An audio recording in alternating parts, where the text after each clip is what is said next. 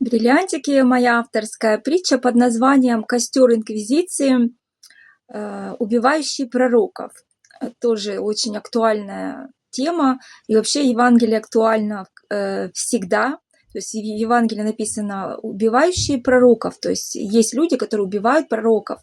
И это всегда есть. И сейчас до сих пор есть такое.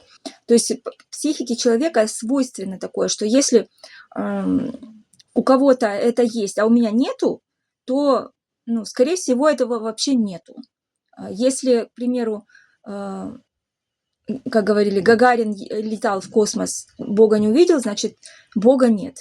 То есть, если вы не видели мою бабушку, это не значит, что ее нет.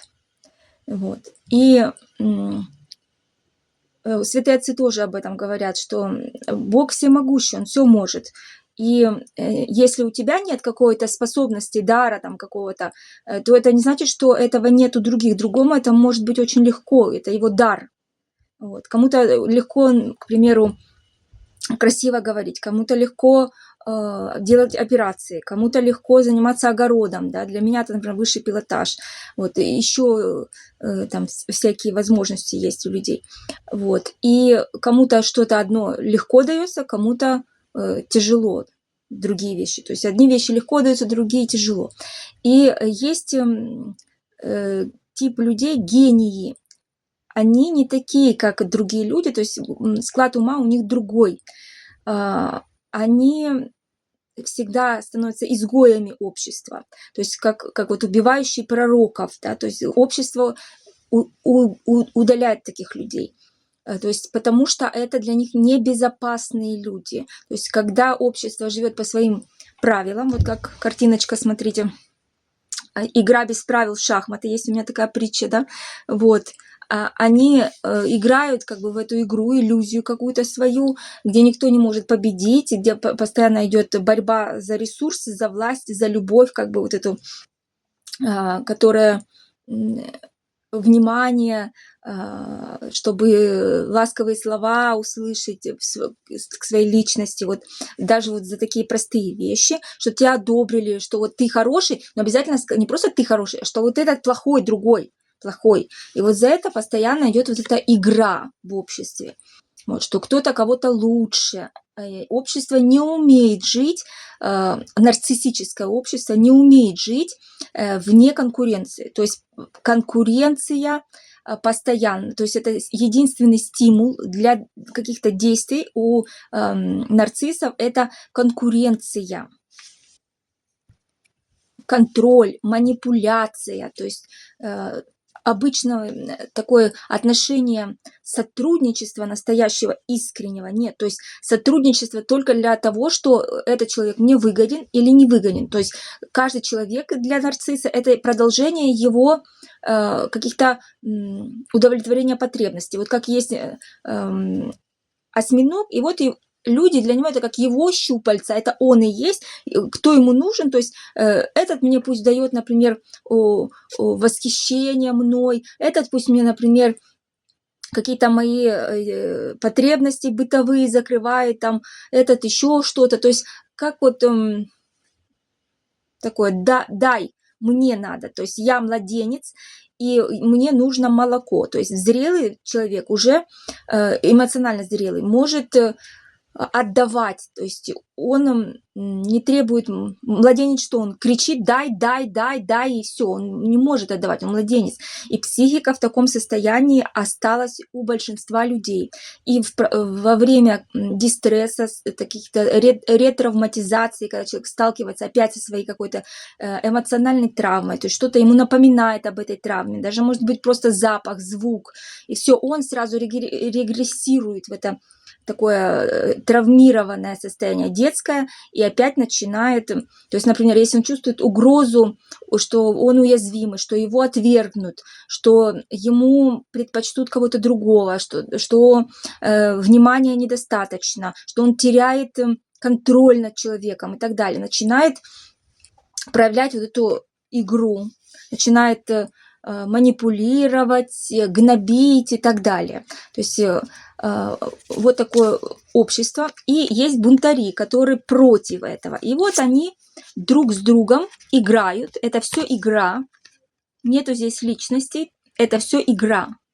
Вот. И вот такая притча, что играют в шахматы без правил бунтари и манипуляторы. То есть нарциссы и бунтари. И в итоге нет в этой игре настоящей личности без маски. То есть это все роли. Они провоцируют друг друга. И они друг друга стоят. То есть нет здесь ни хороших, ни плохих. Условно, да, можно сказать, что вот хорошие, которые против этого бунтарства, бунтарят против, бунтуют против вот этих нарциссов, да, которые их используют, манипулируют. Вот, но если копнуть глубже, то вот эти бунтари как бы провоцируют вот этих нарциссов на то, чтобы их гнобили. То есть им это даже выгодно, если копнуть глубже, разобраться в этом. Вот, очень интересно получается. То есть нет здесь ни правых, ни неправых. Это все игра, из которой нужно выйти. Ну вот как убивающий пророков, например, может быть такое, да, вот, к примеру, возьмем метафору с гением. Гений, как вот пророк, да, гений знает, что вот, мышление у него такое, что он знает, как будет выглядеть его открытие, и потом просто изучает, как это доказать, как это обосновать, как это проверить. То есть он уже знает результат. Большинство гениев так мыслят. То есть уже результат, они понимают, какой будет результат. Вот. Ну, как пророк, такой, образно говоря, да, как пророк.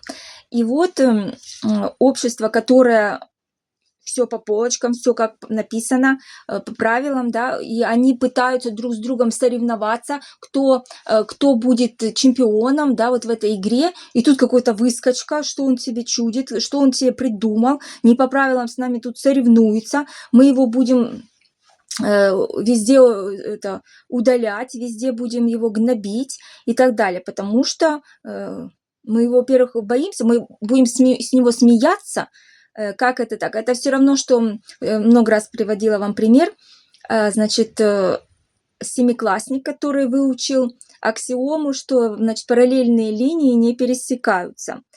И профессор, который знает, что в итоге в космосе где-то эти линии все равно пересекутся. Вот. И вот такой спор между профессором и семиклассником. Да, вот то же самое. Игра такая. Профессор и семиклассник. Как профессору выйти? Да, он прав, конечно же, он прав. Но семиклассник по-своему прав, потому что он на своем уровне понимает, как он понимает. И не факт, что профессор во всем прав, потому что у Бога все вообще там нереально, да, у Бога совсем другое может быть вообще.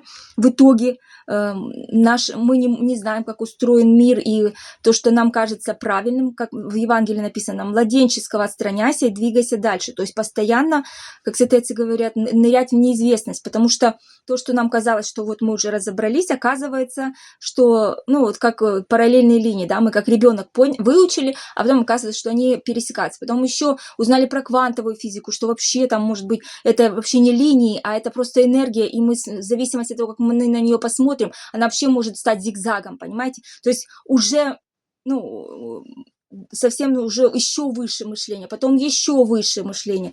И дальше, например, тут профессор был бунтующим, да, а он, может быть, оказаться в какой-то ситуации, где он уже будет устаревшее мировоззрение поддерживать по сравнению с другими, понимаете, и он уже будет как консерватор, такой бюрократ, да, а какой-то, например, квантовый физик уже будет для него изгоем, гением, который что-то такое городит непонятное.